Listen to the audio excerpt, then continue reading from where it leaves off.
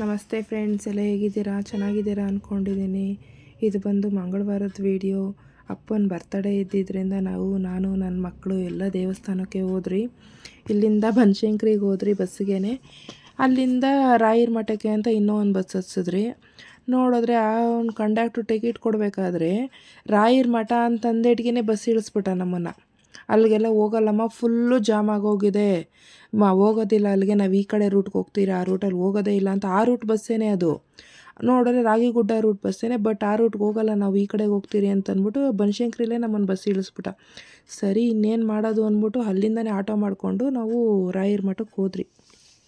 ನೋಡಿದ್ರೆ ಅಲ್ಲಿ ಏನಿಲ್ಲ ಅಂದರೂ ಎಷ್ಟು ಕ್ಯೂ ಗೊತ್ತಾ ಫ್ರೆಂಡ್ಸು. ಊಟದ್ದೇ ಆಗಿರ್ಬೋದು, ದೇವಸ್ಥಾನಕ್ಕೆ ಆಗಿರ್ಬೋದು, ತುಂಬಾ ಕ್ಯೂ ಇದೆ. ಸರಿ ಅಂದ್ಬಿಟ್ಟು ಹೋದ್ರಿ, ಒಳಗಡೆ ಹೋದ್ರಿ. ದೇವ್ರ ದರ್ಶನ ಅಂತೂ ತುಂಬ ಚೆನ್ನಾಗೂ ಆಯಿತು, ಬೇಗನೂ ಆಯಿತು. ಅಪ್ಪನ ದರ್ಶನ ಮಾತ್ರ ಕಣ್ಣು ತುಂಬ ತುಂಬಿಕೊಂಡು ಕೂತ್ಕೊಂಡು ಪ್ರಾರ್ಥನೆ ಮಾಡಿಕೊಂಡು ಬಂದೆ.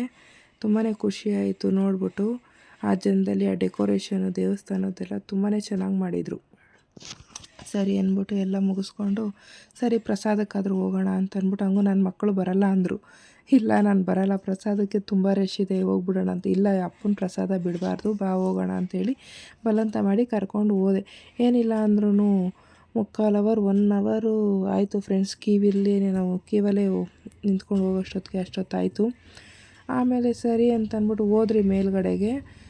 ಪ್ರಸಾದ ಕೊಡೋ ಹತ್ರ ಎಲ್ಲ ಅವರು ಮಾಡಿದರು, ಪಾಯಸ ಅದು ಇದು ಮಾಡಿದರು. ದೇವಸ್ಥಾನ ಜನ ಜಾಸ್ತಿ ಪಾಪ, ಅವರು ಎಷ್ಟು ಅಂತ ಮೇಂಟೈನ್ ಮಾಡ್ತಾರೆ. ಹಂಗಾಗಿ ಖಾಲಿ ಆಯಿತು ಅನಿಸುತ್ತೆ. ನಮಗೆ ಸಿಕ್ಕಿದ್ದು ನೋಡಿದ್ರೆ ಸ್ವಲ್ಪ ಪಲಾವ್ ಅಷ್ಟೇ. ಸರಿ ಅಂದ್ಬಿಟ್ಟು ನನಗೆ ಬೇರೆ ಹೊಟ್ಟೆ ಹಸಿತಾ ಇತ್ತು, ಹೊಟ್ಟೆ ತುಂಬಲಿಲ್ಲ. ನೋಡಿದ್ರೆ ಹೆಚ್ಚು ಕಮ್ಮಿ 3 ಗಂಟೆನೇ ಆಗೋಗಿತ್ತು ಟೈಮಿಂಗ್ಸು. ಹೊಟ್ಟೆ ತುಂಬಲಿಲ್ಲ. ಏನಪ್ಪ, ನನ್ನ ಮನಸ್ಸಿಗೆ ಒಂದು ಕ್ಷಣ ಏನು ಅನಿಸ್ಬಿಡ್ತು ಅಂದರೆ, ಈ ಪ್ರಸಾದ ತಿನ್ನೋಕ್ಕೆ ಇಷ್ಟೊತ್ತರೆಗೂ ಕ್ಯೂವಲ್ಲಿ ಇದ್ದು ಬರಬೇಕಾಗಿತ್ತಾ, 2 ತನ್ನ ತಿನ್ನೋಕ್ಕೆ ಅನಿಸ್ಬಿಡ್ತು.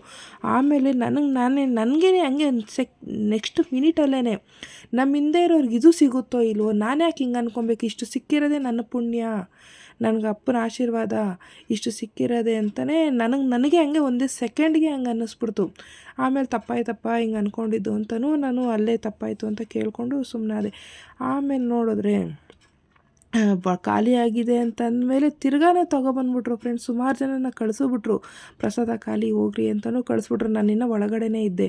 ಹಂಗಾಗಿ ತಿರ್ಗಾ ತೊಗೊಬಂದರು. ಆ ಪಾಯಸ ಮತ್ತು ಅವಲಕ್ಕಿ ಇದು ಒಗ್ಗರಣೆ ಹಾಕಿದ್ದು, ಅನ್ನ ಸಾಂಬಾರು, ಮತ್ತು ನನಗೆಲ್ಲ ಸಿಕ್ತು ಫ್ರೆಂಡ್ಸ್ ಊಟ. ಹೊಟ್ಟೆ ತುಂಬೋಗೋ ಅಷ್ಟು ಪ್ರಸಾದ ಸಿಕ್ತು. ನನಗೆ ನಿಜವಾಗ್ಲೂ ಕಣ್ಣಲ್ಲಿ ನೀರು ಬಂದ್ಬಿಡ್ತು.